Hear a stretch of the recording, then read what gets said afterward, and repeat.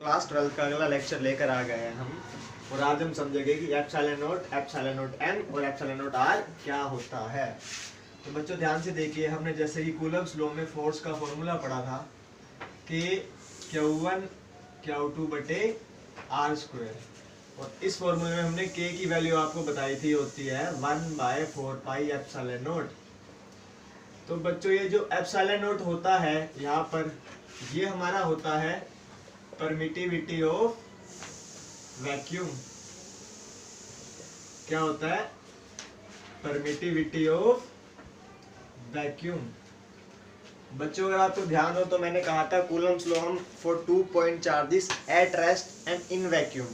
तो अगर दो चार्ज हम वैक्यूम में रखते हैं, यानी कि जहाँ पर कोई भी हवा का मतलब कोई भी किसी भी टाइप की एयर या कोई भी मीडियम प्रेजेंट नहीं है, तो वैक्यूम में जो फोर्स का ये फॉर्मूला आता था। और ये जो एप्सिलॉन नोट हम टर्म्स यूज करते हैं, ये हम वैक्यूम के लिए करते हैं।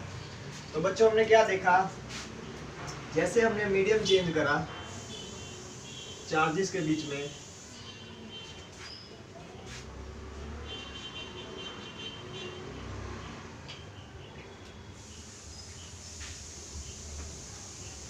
तो बच्चों जो फोर्स की वैल्यू आ रही थी वो बिल्कुल चेंज हो गया।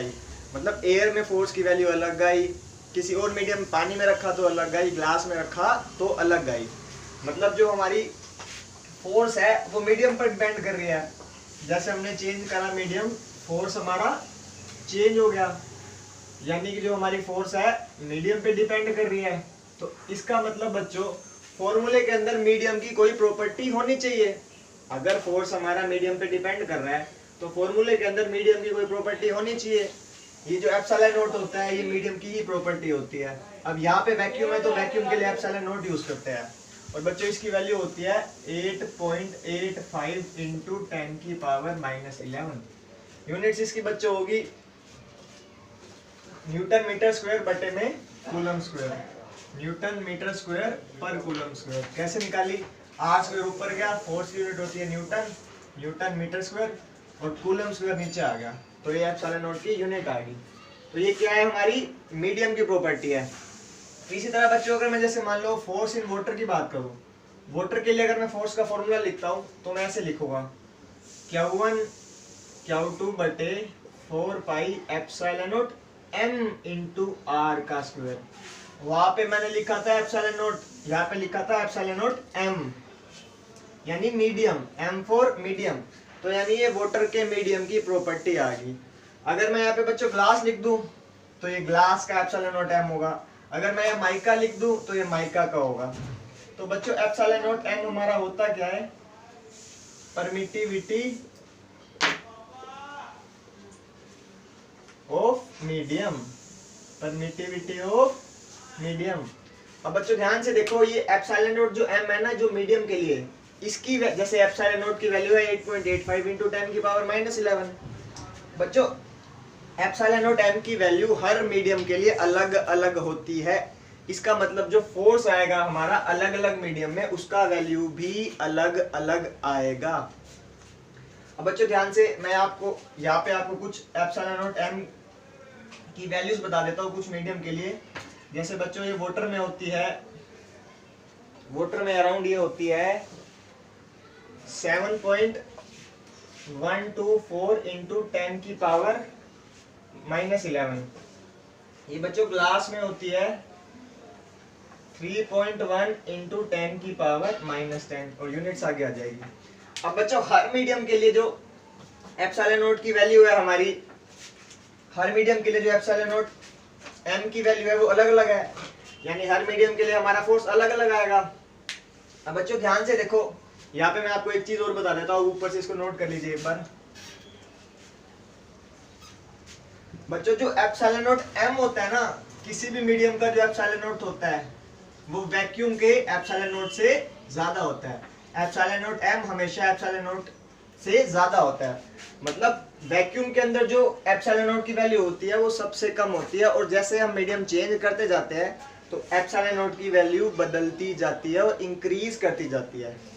अब बच्चों क्योंकि एप्सिलॉन नोट m इंक्रीज करता जा रहा है, इसका मतलब क्या है? जब भी हम मीडियम के अंदर फोर्स निकालेंगे, ये वाला वैल्यू जो एप्सिलॉन नोट से ज्यादा है, तो इसका मतलब जो मीडियम के अंदर फोर्स आएगा वो हमेशा वैक्यूम से कम होगा, क्योंकि यहाँ पर ये नीचे वाली वैल्यू अगर मैं इसको वैक्यूम के लिए लिखता तो नीचे एप्सिलॉन नॉट आता, और अब मैंने मीडियम के लिए लिखा तो एप्सिलॉन नॉट m आया, तो ये वैल्यू बढ़ गई और ये वैल्यू घट गई।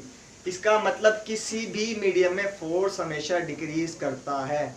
बच्चों आप यहाँ से एप्सिलॉन नॉट m की एक डेफिनेशन और दे सकते हैं कि भाई property of medium which decrease the force between two charges, which decrease the force between two charges. Vacuum के अंदर आपका फोर्स मैक्सिमम होता है और किसी भी मीडियम में फोर्स आपका हमेशा कम हो जाता है। आप यहाँ से समझ सकते हैं। बच्चों इसको नोट करिए, फिर आगे बात करते हैं क्या होता है।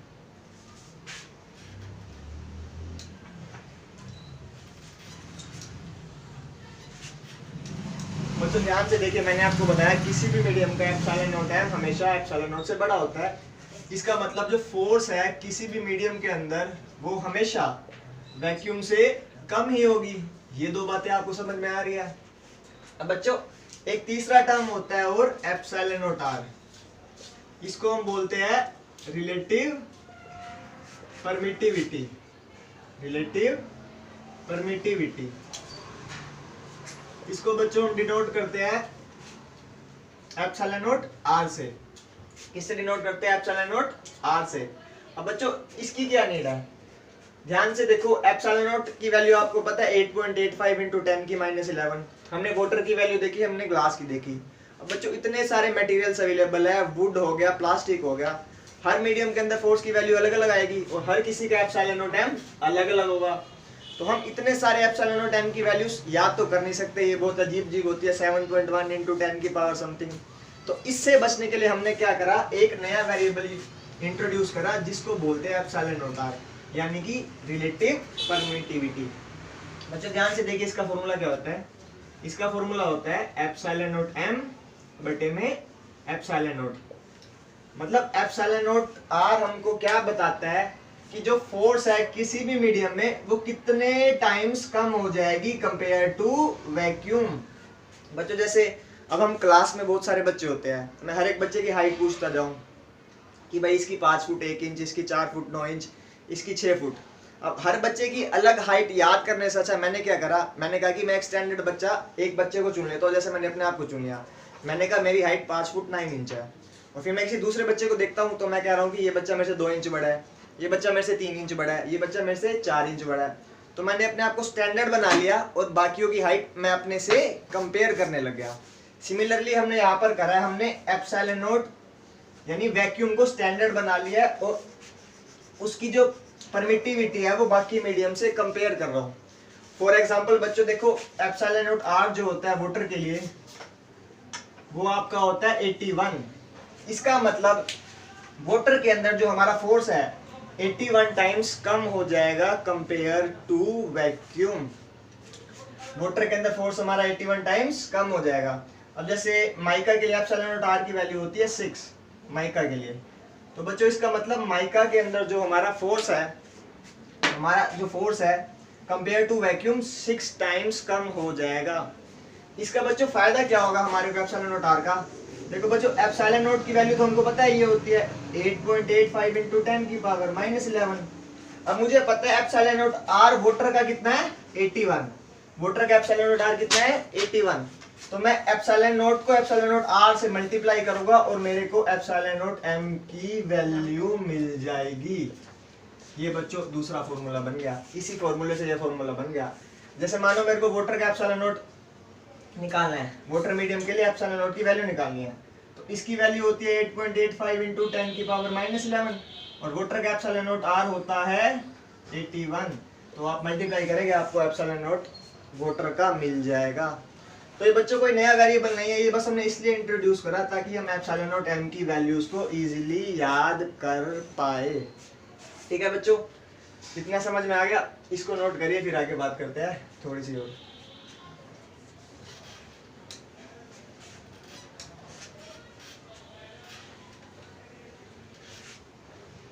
अब बच्चों ध्यान से देखिए, एप्सिलॉन नॉट r का एक फॉर्मूला तो ये बन गया एप्सिलॉन नॉट m बाय में एप्सिलॉन नॉट, यानी कि ये बताता है कि किसी भी मीडियम का एप्सिलॉन नॉट m इससे कितना टाइम्स ज्यादा है। दूसरी बात बच्चों मैंने क्या बताई थी, एप्सिलॉन नॉट आज दूसरी चीज ये बताएगा कि किसी भी मीडियम के अंदर फोर्स जो है वैक्यूम से कितने गुना कम हो गया। ये तो ये बता रहा है किसी भी मीडियम के एप्सिलॉन नॉट m की वैल्यू कितनी टाइम ज्यादा है।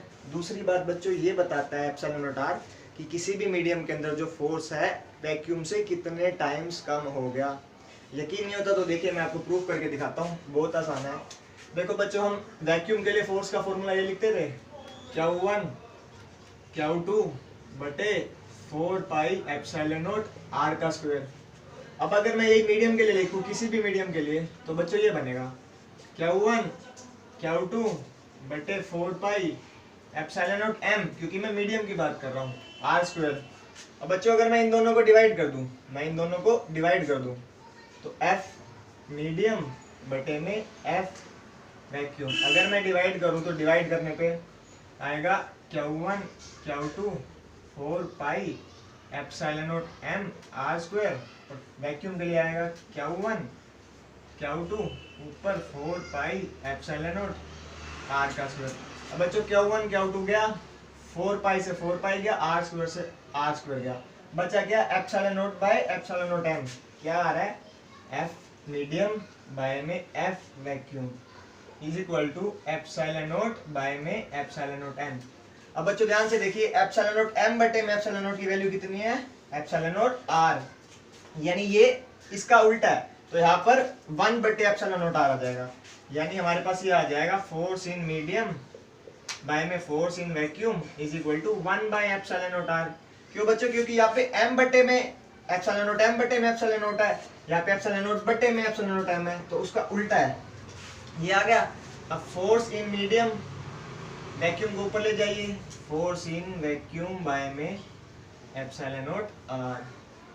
तो ध्यान से देखिए बच्चों वही रिजल्ट आ गया मैंने जो आपको बताया था कि एप्सिलॉन नॉट r आपको क्या बताता है कि किसी भी मीडियम के अंदर फोर्स जो है कंपैरेटिवली टू वैक्यूम कितना टाइम्स कम हो गया। अगर वाटर है तो 81 टाइम्स, माइका है तो 6 टाइम्स, और कोई मटेरियल है तो उसके हिसाब से हमारा एप्सिलॉन नॉट r आ जाएगा। तो ये था एप्सिलॉन नॉट m और एप्सिलॉन नॉट r की कहानी। एप्सिलॉन नॉट क्या होता है हमारा permittivity of vacuum, epsilon not m क्या होता है परमिटिविटी ऑफ मीडियम, और एप्सिलॉन नॉट r क्या होता है रिलेटिव परमिटिविटी। रिलेटिव परमिटिविटी में बच्चों हम 2-4 क्वेश्चंस देख लेते हैं, उससे हमको और क्लियर हो जाएगा। दो बातें बताते हैं हमको कि किसी भी मीडियम का एप्सिलॉन मतलब किसी भी मीडियम के पार्टिकल्स फोर्स को कितना टाइम कम करेंगे, और मीडियम के अंदर जो फोर्स है कंपैरेटिवली टू वैक्यूम कितने गुना कम हो जाएगा। दूसरा ये बताता है कि किसी भी मीडियम का एप्सिलॉन नॉट m कितने गुना ज्यादा है। ये दो बातें आप नोट कर लीजिए, इसके बाद हम क्वेश्चन करते हैं इसके।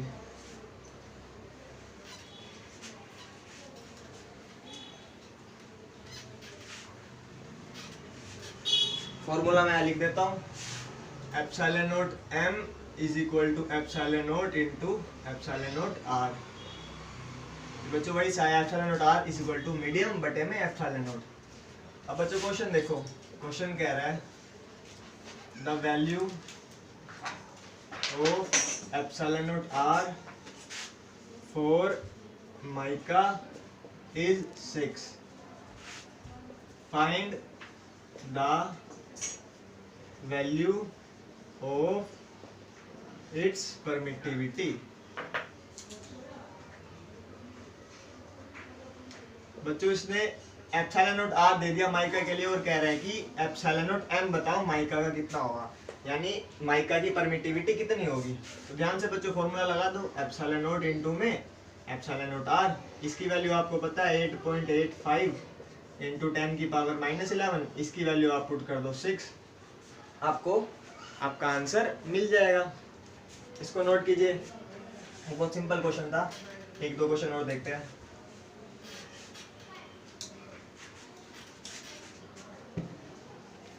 बच्चों क्वेश्चन क्या कहता है, क्वेश्चन ये कहता है दो पार्टिकल्स है, एक Q1 एक Q2, वैक्यूम में पड़े हैं और इनके बीच का डिस्टेंस है d। जब ये ऐसा सिचुएशन है तो जो ये फोर्स एक्सर्ट कर रहे हैं एक दूसरे पर वो है F, ठीक है बच्चों। उसके बाद ये बोलते हैं कि मैंने इनका जो सेपरेशन है घटा के हाफ कर दिया।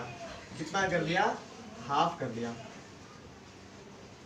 और मीडियम जो है मैंने वैक्यूम से उठा के क्या कर दिया, ऑयल कर दिया, वैक्यूम से उठा के ऑयल कर दिया। और जो हमारा फोर्स है कह रहा है वो हाफ हो गया। पहले वैक्यूम था, डिस्टेंस डी था, फोर्स एफ था, बाद में डिस्टेंस हाफ करा, फोर्स हाफ हो गया और हमने मीडियम ऑयल कर दिया। कहता है एप्सिलॉन नॉट आर की वैल्यू बताए कितनी होगी, एप्सिलॉन नॉट आर की वैल्यू बताए कितनी होगी।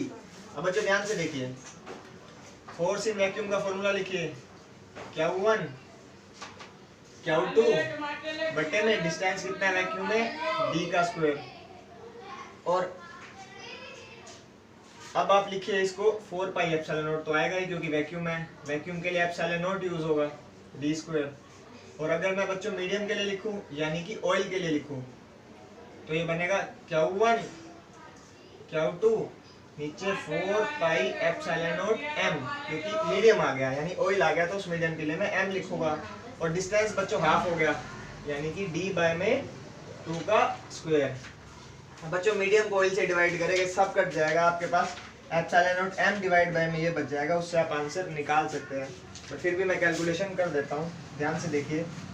f इन मीडियम के लिए मैं लिखूंगा Q1 Q2 बाय में 4 pi epsilon not m d square बटे में 4, d स्क्वायर बटे में 4, और उसके नीचे आपका आएगा वैक्यूम का डिवाइड बाय में वैक्यूम।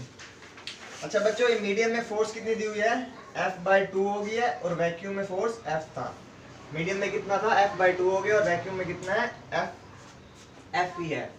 तो यहाँ पर लिखिए Q1 Q2 बटे 4 पाई एप्सिलॉन नॉट d का स्क्वायर नीचे F वैक्यूम। अब F मीडियम की वैल्यू मैं पुट कर रहा हूँ F/2 और वैक्यूम के लिए पुट कर रहा हूँ F। सामने अगर मैं जाऊँ तो Q1 से Q1 Q2 मर जाएगा, 4 पाई से 4 पाई मर जाएगा बच्चों, d स्क्वायर से आपका d स्क्वायर बन जाएगा, मर जाएगा। ये एप्सिलॉन नॉट आपका उठ के सबसे ऊपर चला जाएगा, एप्सिलॉन नॉट बाय में एप्सिलॉन नॉट m बटे में 4, ये बच गया। ये 4 आपका यहाँ से ऊपर चला जाएगा, यहाँ पे f से f मर जाएगा, यानी आपका आ गया, ये आपका आ गया 4 एप्सिलॉन नॉट बटे में epsilon not m is equal to 1 बटे में 2।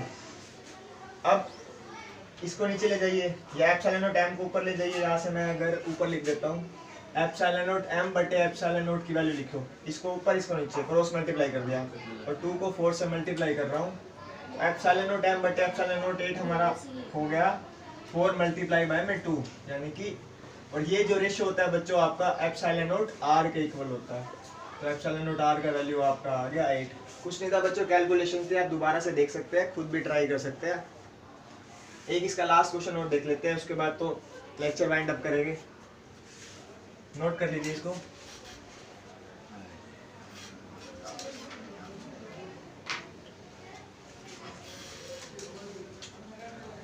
मैथ्स में बच्चों कोई गलती होगी तो देख लेना, पर कंसेप्ट वगैरह बिल्कुल ठीक है। अगला क्वेश्चन देखिए बच्चों, द फोर्स, हमने क्या करा है बच्चों, दो चार्जेस है Q1 Q2, उनको सेपरेशन कर रखा है D पे, और इनके बीच का फोर्स है हमारा अभी F इन वैक्यूम। बच्चों जब मैंने इन चार्जेस को ऐसे लिक्विड के अंदर डिप कर दिया, मैंने क्या करा, इनको लिक्विड के अंदर डिप कर दिया, किसी लिक्विड के अंदर डिप कर दिया जिसका, किसी लिक्विड के अंदर डिप कर दिया, और जो इसका फोर्स है वो F/4 टाइम्स होगा। जब ये वैक्यूम में थे तो इसका फोर्स था F, जब मैंने इनको इस लिक्विड में डिप करा तो फोर्स हो गया F/4।